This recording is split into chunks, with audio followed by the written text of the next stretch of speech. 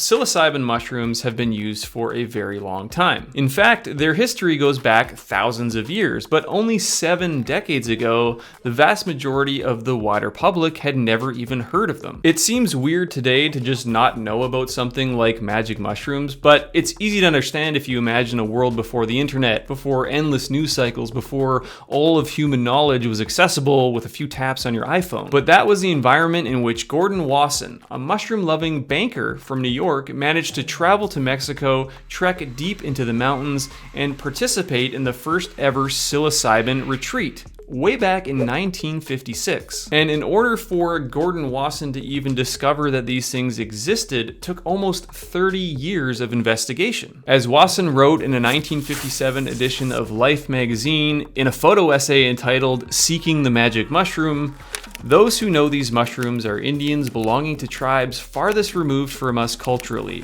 locked in their mountains remote from the highways, locked also in the barrier of their languages." And after managing to break down all of those barriers, he still had to faithfully ingest mushrooms that were handed to him in the middle of the night, which he described as being acrid with a rancid odor that repeated itself, all while not having the foggiest clue of what might happen over the next several hours.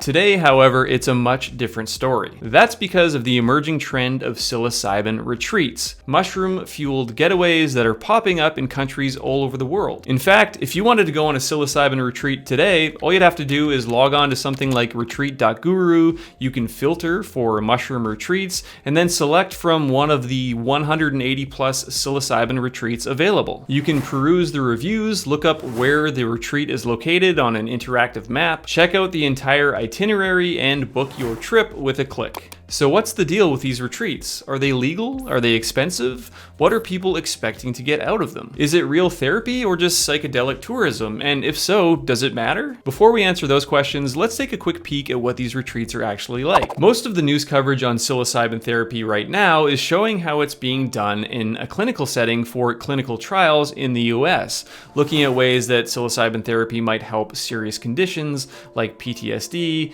end-of-life anxiety, and serious addictions. This clinical experience is usually done at a hospital or in an office that's been kind of dressed up to have this nice calming environment. The participant ingests the psilocybin, which has been produced synthetically, then dons some eye shades, and is guided through a psilocybin experience one-on-one with a therapist. These psilocybin retreats are quite a bit different in a number of ways. The main difference seems to be how the experience is more ceremonial and done in a group setting. There might be 6 to 12 people that are there for the experience who consume the mushrooms, and then maybe 2 to 3 people who are there just to act as facilitators and might help people through potentially challenging experiences during the trip. Also, unlike the clinical model, these retreats usually use whole dried Psilocybe cubensis mushrooms, quite often in the form of a tea, so they're not using synthetic psilocybin. Now, exactly how facilitators determine the dose seems to be kind of random, but I have seen a lot of retreats that start somewhere around 3 grams, and they might offer a bit of a booster after 45 minutes or an hour if the participant feels like they need more. Keep in mind when you're hearing about these doses that a lot of these retreats will do a number of ceremonies over a 1-week period, so the dose may need to be increased on the second or third experience because of a tolerance buildup to the active compounds. These retreats will also typically offer adjacent experiences such as yoga, meditation, maybe some personal development, and of course post-ceremony integration, which is actually super important. Some would even argue that this integration period is way more important than the actual experience itself. You might have noticed that this style of retreat is actually becoming pretty popular. I first started hearing about them in 2017, but for sure in the last few years, the interest, the awareness, and possibly most importantly, the cultural acceptance, in other words, the idea or the narrative shift of mushrooms going from a dangerous drug to a positive healing modality is changing rapidly. Here's a little timeline over the last few years and the reasons why I think that mushroom retreats are getting so popular. In 2018, Michael Pollan's best-selling book, How to Change Your Mind, broke the ice for many, not just for psilocybin, but for psychedelics in general. He didn't specifically cover the idea of psilocybin retreats, but he did talk about using psilocybin as a therapy. In the above-ground trials going on now at many universities, there have been more than 1,000 administrations of psilocybin and not a single serious adverse event. So the risk is diminished when you have a guided situation. In 2019, Gwyneth Paltrow's lifestyle brand Goop launched a documentary on Netflix depicting a group of co-workers who traveled to a psilocybin retreat in Jamaica, exposing the idea to many more.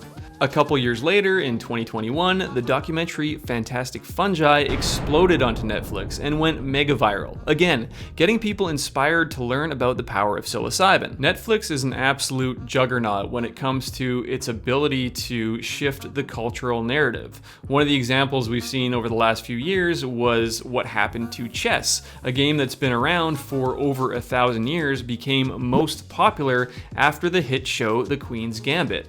So whether it's the Netflix effect or whether by some other way more and more people are becoming aware of psilocybin, there's no doubt that this explosion of interest is showing no signs of slowing down. Look at this chart from Google Trends showing the search interest in the term psilocybin over the last 5 years. This is a classic exponential growth curve, and it only means more and more people are going to be seeking the magic mushroom in the years to come. Another popular search term in the US and Canada is psilocybin retreats near me. But because of the legal status, most of these retreats are located in jurisdictions that are either friendly to mushrooms or just haven't bothered to regulate it at all. According to Wikipedia, which you should probably never go to for legal advice, you can see the countries in which psilocybin is legal or unenforced based on possession, sale, transport, and cultivation. The only countries showing legal status are Austria, Bahamas, Brazil, British Virgin Islands, Nepal, Netherlands, Samoa, and Jamaica. But to try and figure out where these psilocybin retreats are explicitly legal is a much tougher task. For example, if you go back to retreat.guru, you can see that there's about 30 different psilocybin retreats in Mexico.